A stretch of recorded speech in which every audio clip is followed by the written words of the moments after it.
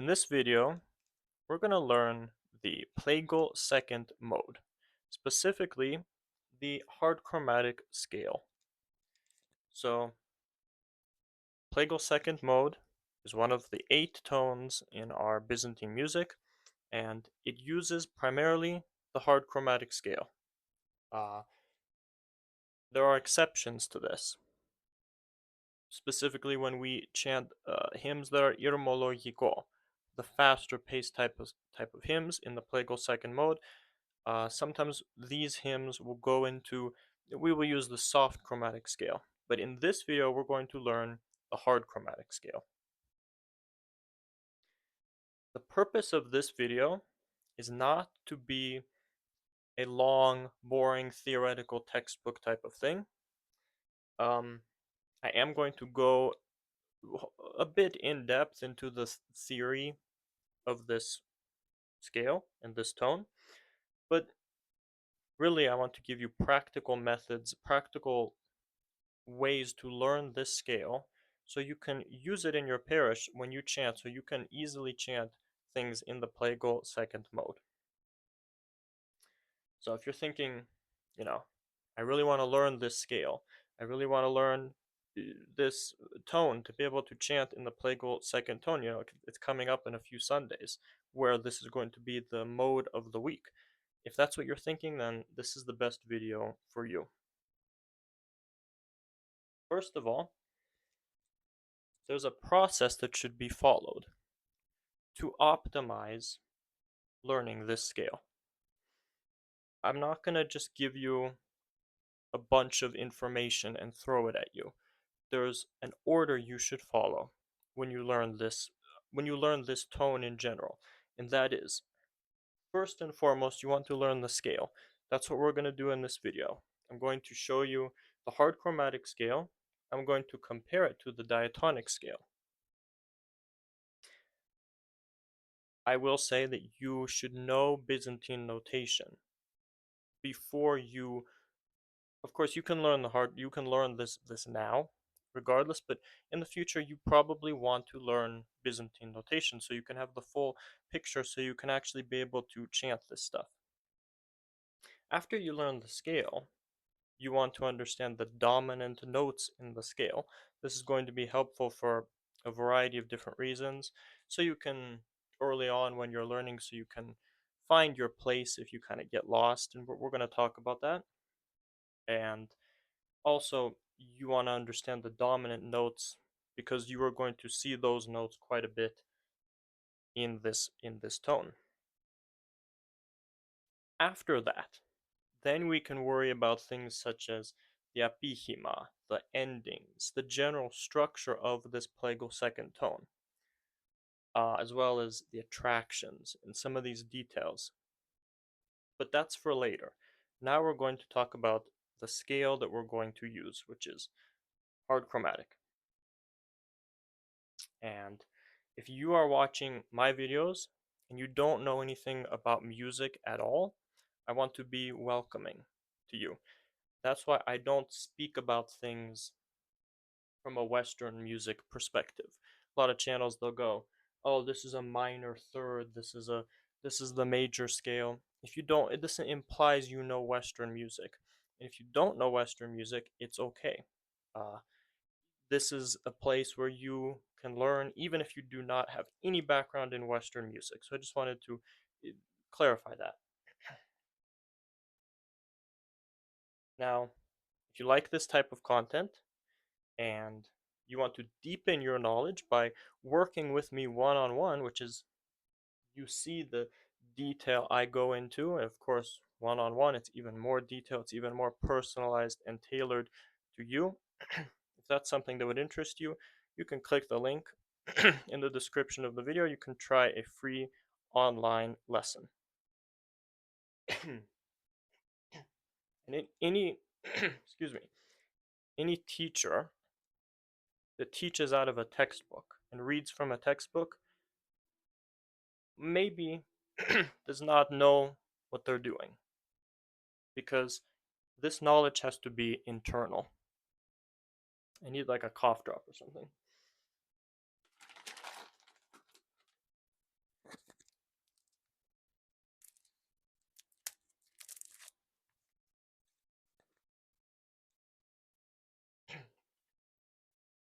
this knowledge has to be internal, has to be something you know by heart, right? It's very, very important. Everything I'm going to explain is going to be in my own words. Very, very crucial to understand this stuff.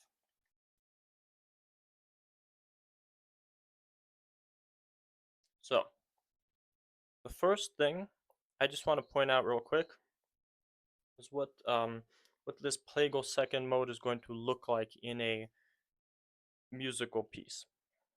So we're going to see a few things. This is basically the modal signature of plagal second mode, right here. First thing we have something that says ichos. Ichos means tone. It's just the Greek word for tone.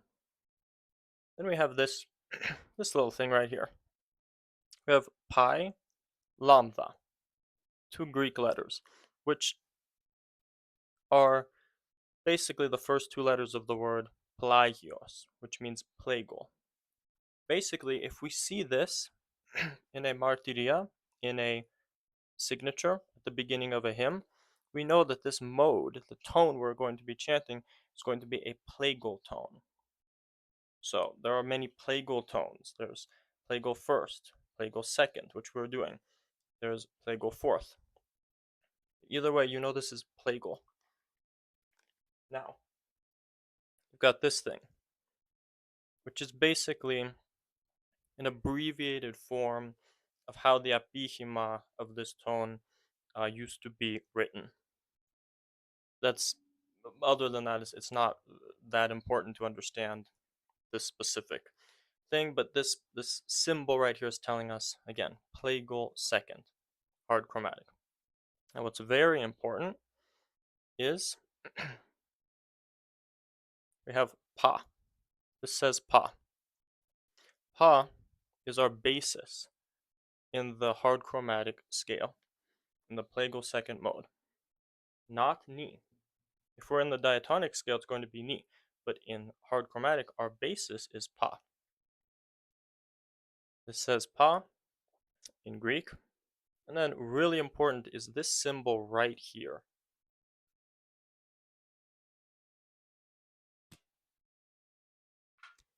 This. This is what we call a phthora, which I'm going to go into more detail at a later point. But for now, what you need to know about this is telling us we are in the hard chromatic scale. If you see this symbol, know that whatever we are chanting, it's going to be hard chromatic. Very important to remember.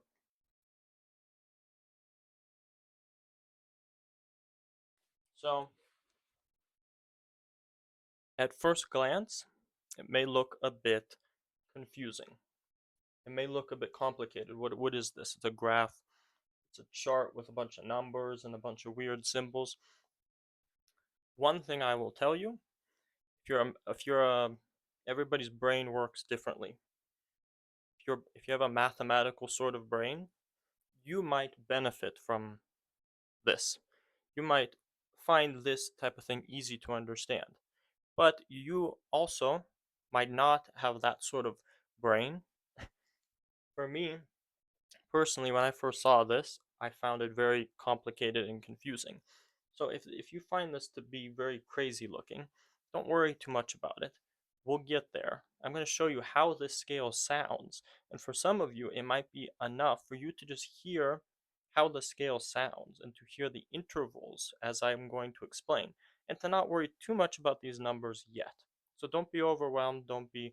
Um, don't let this discourage you because I know it looks crazy. So basically, here's the hard chromatic scale.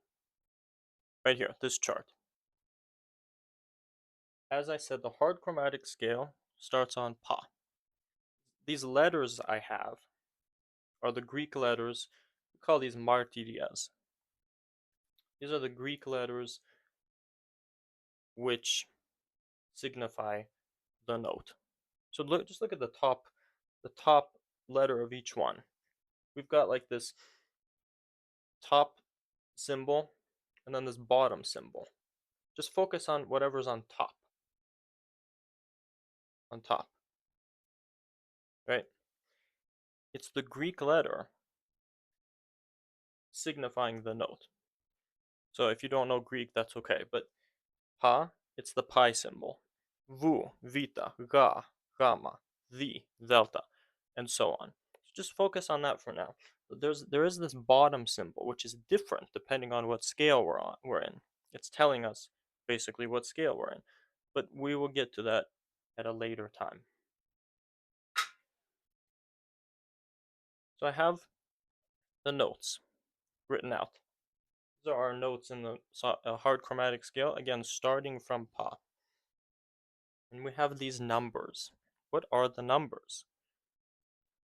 The numbers are telling us the distance between each note.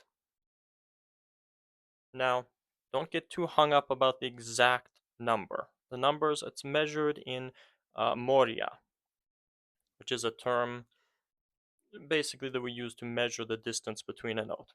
And I'm going to explain what each of these numbers mean, but don't overthink it too much. So, let's start off with pa vu. Pa vu, the distance is 6. What does this mean? It means pa and vu are very close to each other. In other words, vu is flat. Vu is being pushed down towards pa. This is a very important aspect of the hard chromatic scale. Then we've got vu ga. Oh, there's 20. There's this pretty big distance between vu and ga. What this is telling us is ga is sharp. As I've marked it here with a sharp here and a flat down here. These are sharp and flat symbols. Ga is being pushed up towards the. Ga is sharp. Vu is flat. So this leaves a distance of 20 between Vu and Ga. Pretty big distance. But a very small distance between Vu and Pa. Now we have Ga Di. Ga Di is very similar to Vu and Pa, but the distance is even smaller. It's 4.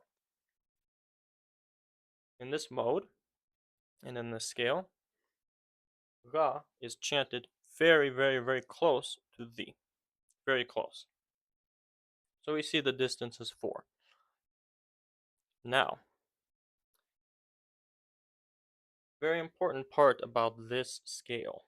This scale is what we have something called a tetrachord. What that means is, we let's look at the first half of the scale. In other words, pa, vu, ga, di. Let's stop right here. Pa, vu, ga, di. I just explained the intervals of pa, vu, ga, di. We're going to learn how that sounds in just a minute. Now, when we get to di kye, the distance is 12. It's the same exact distance as di kye in the diatonic scale, which we're going to learn, which I'm going to demonstrate in just a second. Hopefully you know the diatonic scale. It would be good to learn it. It's very similar to the C scale in Western notation, if you know that. But also in hard chromatic, we have the kye. It's 12. This is what we might call a dividing tone, right? So we've got the kye. We already talked about pa, vu, ga, di. Pa, vu, 6. Vu, ga, 20. Ga, di, 4. Then we've got the kye, 12. Now what happens after that? What happens after that is very easy to understand if you know the first half right here. So we've got the kye, 6. I'm sorry, no. We've got the kye is 12. Then we've got kye zo. Kye zo, 6. Same as what? Same as down here, pa vu. 6. So the distance between kye zo is going to be the exact same as the distance between pa and vu. Exactly the same. and the rest of it repeats itself. Zo ni, 20, same as down here. Ni pa, 4. Basically, if you're catching on to the pattern here, pa vu ga di and ke zo ni pa have the same exact pattern, the same exact intervals. As you're learning this scale, it might be helpful to just have a mental image of pa vu being very close to each other. When you're on pa and you go to vu, you're not going to go very far. Vu ga, quite a bit of a distance. Here we want to think of the note the. It's helpful when we're learning. Now the same thing with the ga, very very close to each other. Have this mental image of the ga very very close to each other when you're chanting. It's going to help you to remember this scale. And again, the ke, same as diatonic, and then the second half is the same as the first. So, how does this actually sound? If I chant the diatonic, I'm going to go like this. If I start on pa, pa, pa, vu, ga, di, ga, vu, pa, vu, ga, di, ga, vu, pa. That's diatonic. One thing you'll notice is pa and the are the same. In other words, pa, diatonic, is the exact same as pa hard chromatic. The diatonic, exactly the same as the hard chromatic. We can call these our dominant notes. These are the dominant notes, some of the dominant notes used in this tone. But they're also helpful notes if we happen to get lost. If we're chanting and we get lost, we don't know what note we should be on. We need to look to either pa or the. Pa, pa, the, pa, the. Remember those two notes. So in diatonic, I'm gonna go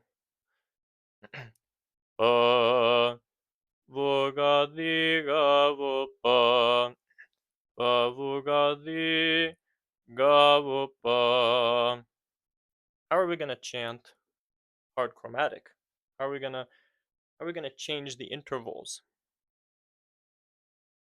Again, pa vu very close to each other, and we've got this gap, and then we've got ga di very close to each other. So instead of chanting it how I did diatonic in hard chromatic, we're gonna chant it like this. Pa vu ga di ga vu pa pa vu ga di ga vu pa. One more time. Pa vu ga di ga vu pa. That's how it sounds. And if it helps you to hear how it sounds, then just replay the video. Just keep listening to how it sounds. Don't worry too much about these details. Now, how do we learn this scale the easiest, most efficient way? We don't worry about all of these details at first. At first, we learn and memorize and understand the intervals of this first half. Just this. Pa vu ga di. That's it. We stop right here. Pa vu ga di. You want to memorize this. Okay? You want to hear this over and over and over again. Pa vu ga di ga vu pa pa vu ga di ga vu pa. you want to basically memorize this. Very important. That's your first step to learning this scale. Why is that important? Because once you got this, once you have this memorized, then you're automatically going to know how to do this. See? Because it's the same. Now, let's remember our dominant notes, or if our notes if we somehow get lost. Pa and the. Let's go to the. The. From the to ke, what am I going to do? It's because it's 12. Well, same as here. The ke, the ke, the ke. This is what 12 sounds like. This is like what we would hear on a piano, right? From ni to pa, or from uh, C to D on a piano. It's going to be 12. This is also 12. The ke, the ke. So hopefully you're going to learn this first half. Then you're going to learn the ke. You're going to learn the distance of the ke. So if we go the ke, the ke. Now let's go to ke. Let's go to ke. Let's do the second half of the scale. Let's start on the. Let's go up to ke. Let's do the second half. The ke, ke zo ni pa, ke zo ni pa. Pa, ni is close to pa. Ke zo ni pa. Now going down. Pa ni zo ke. Que zo ni pa pa ni zo ke. As you notice, these intervals here are the same as the ones down here. So this is the hard chromatic scale. And if you follow these sort of steps in learning the scale, you're going to learn it in the most optimal way.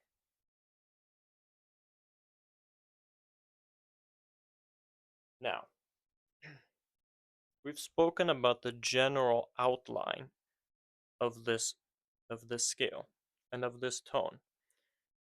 We have not spoken about the attractions. What you have to understand is our music, our chanting is, we could say, living. As if to say, it's not just notes, fixed notes on a staff or in a textbook that always are chanted exactly the same way. Our music is moving, which is to say that based on what we are chanting, based on what the melody is doing, the intervals of these notes can change slightly. In other words, Ga can move even closer to the, almost to the point where we're not even going down to Ga, we're just staying on the, because Ga is so sharp. This can happen. But that's something we're going to talk about later. But this is the general outline of the hard chromatic scale. Now, let's chant the whole thing. We don't need to get to this point yet, as far as you learning it, but let's chant the whole thing just so you can hear what it sounds like. Okay, ready? Bavu Gavi Keza Nipa Pani Zoike Viga Vopa. And that is the hard chromatic scale. Now, Now I'm going to give you a little bonus tip, a little something advanced. If you're a beginner, don't worry too much about this, but if you're not a beginner and you want to know a bit of a bonus tip, I'm going to share it. If we're on upper pa and we want to go one note higher, as we sometimes see in some hymns, we want to go from upper pa to upper vu. Well, are the intervals going to be the same as right here? Pa vu 6? Not quite. Not quite. Something changes up here. The distance is actually going to be 12. 12, same as the kye. Now, this is how it works in this plagal second hard chromatic scale, where if we're going to ascend, we actually the intervals are going to change. And specifically what's happening is if we're going to go from upper pa to upper vu, we're going to treat the upper pa as the. The upper pa is going to become the, which is to say, we would chant it. If we're going to do paralayi, we're going to chant with the note names, we're going to do it like this. Let's say I go to upper pa. I'll start on the. Dikya, dikya zo nipa, di, diga bopa vugadi, dikya zo. I can't go that high. I can't, but you get the point. We actually name the upper pa as the, and then we continue. It's still at the what we would call the pitch height of upper pa. It's still at just as high as the upper pa would be. But when we go to upper vu, we use the same intervals as the kye. Pa becomes the. Now, what happens at the bottom? What if we're going to ascend from pa down to ni?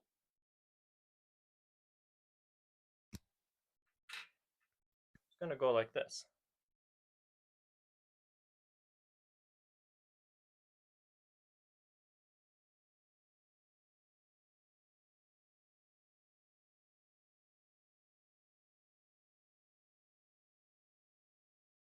One second. Here's the ni. I don't know if you could see it. Yeah. The distance of ni pa down here is going to be 12. Same exact thing as down here. Same exact thing as the kye. Pa, ni pa, ni pa. Sound familiar? Same as diatonic. Again, this is not always the case. We haven't spoken about attractions. But if we're going to go down from ni below, if we're going to go down ni, zo, kye, di, if we're going to go lower, then what are we going to do? Same thing as we did up here. In other words, ni becomes the. And we have the intervals of the, ga, vu, pa. Which is to say we would go like this. Ni pa, ni, the, ga. I can't go that low. The ga. I'm calling it the, and I'm literally going down. I'm using the intervals of the ga, vu, pa. It's still just as low, which is to say the same pitch height, but I am using different intervals. Think of this. This is something we call in our chanting a wheel, or a trojos. What does that mean? It's like we have this wheel, and we're gonna, if we turn the wheel, we're at pa, we're gonna go up to upper vu.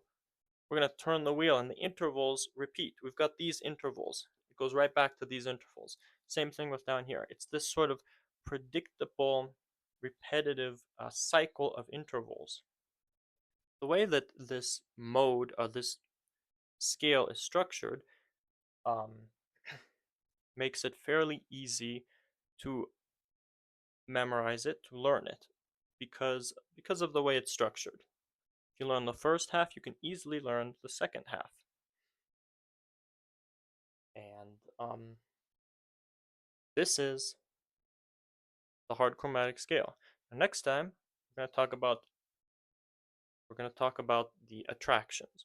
We're going to talk about the general structure of this mode. There's more to speak about, but we're going to do that later.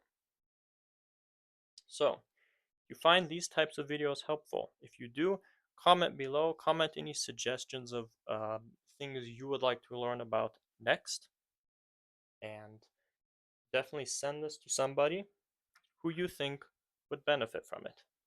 Okay, God bless you.